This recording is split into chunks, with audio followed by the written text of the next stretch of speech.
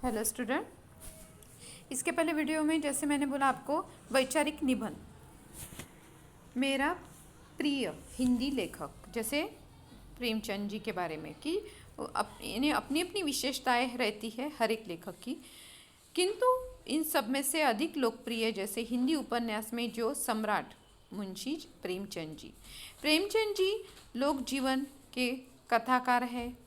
किसानों, हरिजनों और दलितों के जीवन पर उन्होंने अपनी कलम चलाई है।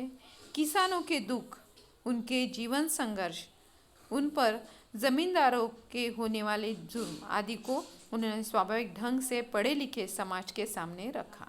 ने उस समय में क्या था कि किसानों पे बहुत ज़्यादा जैसे अत्याचार होते थे।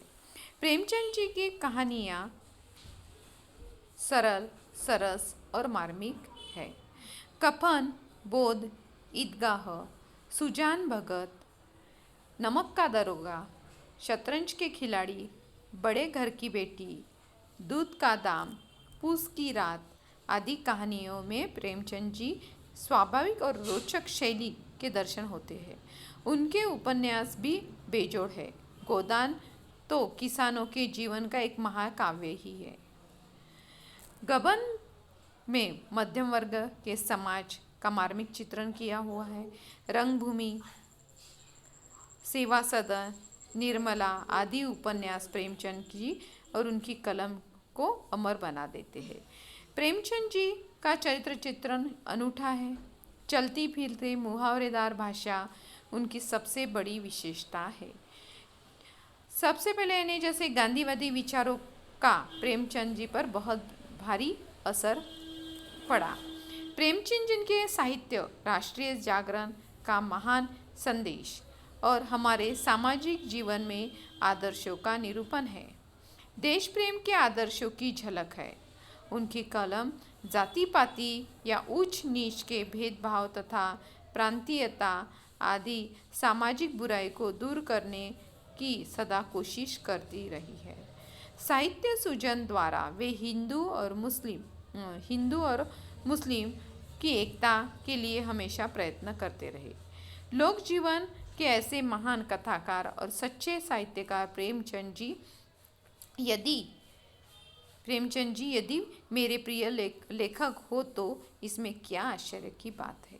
जैसे इन्हें जैसे लोगों के दुख देखकर वो जैसे उनके मन में या उन्हें बहुत बुरा लगता था। जैसे किसानों पर जो अत्याचार होते थे तो वो अत्याचार वो देख नहीं पा रहे थे। तो ऐसे ही उनके उपन्यास है कि जो गरीब लोगों पे अत्याचार और जैसे गरीब लोगों पे अत्याचार होने के बाद साथ साथ वो जैसे उसी पे लिखी हुई उनकी वो भावनाएं हैं। अब आत्मकथा पर निबंध है। जैसे पुस्तक की आत्मकथा, मेरी नीली जिलद पर अंकित सुनहरे अक्षर देखकर मेरा जीवन वृत्तांत सुनने के लिए आप बहुत उत्सुक हो। पुस्तक बोल रही है यानी कैसे मेरी नीली जिलद पर अंकित सुनहरे अक्षर देखकर मेरा जीवन वृत्तांत सुनने के लिए आप सब उत्सुक हो। तो सुनिए, मुझे यह सुंदर शरीर मनोहर रूप प्रदान करने का श्रेय मेरे प्रकाशकों का है। एक अध्ययनशील व्यक्ति ने मुझे तैयार किया था। उन सज्जनों को विद्यार्थी जीवन की विभिन्न भाषाओं, विषयों, पुस्तकों का पढ़ने का शौक था। उनकी इन विशेषताओं के कारण प्रत्येक पुस्तक में प्रेरक, प्रबोधपादक वाक्य, कविताएं, पंक्तियाँ, कॉपी लिखते देखते थे। धीरे धीरे उनके पास सुभाषितों का एक बड़ा सा संग्रह तैयार हो गया। इसी संग्रह से छोड़कर मेरे संग्रह में से छाट कर मेरा निर्माण हो गया और नामांकन किया सुभाषित रत्नानी। इसके बाद मुझे एक प्रकाशन की ओर सौंप दिया। प्रकाशक को सौंप दिया और प्रकाशक महोदय ने मुझे छापा, सजाया, धजाया और मनोरूप प्रदान किया। कुछ समय के भीतर मेरी हजारों पंक्तियाँ बेच डाली और उन्हीं प्रतियों में से एक हूँ।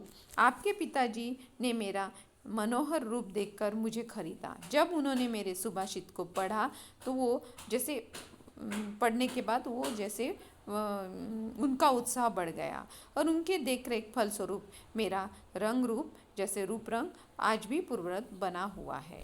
अब सुभाषितों का संग्रह, सुभाषित कैसे छापे जाते हैं, उसका आकलन कैसे किया जाता है, वो प्रेरणादायी कैसी है, ये सब कुछ यहाँ पे बताया गया है।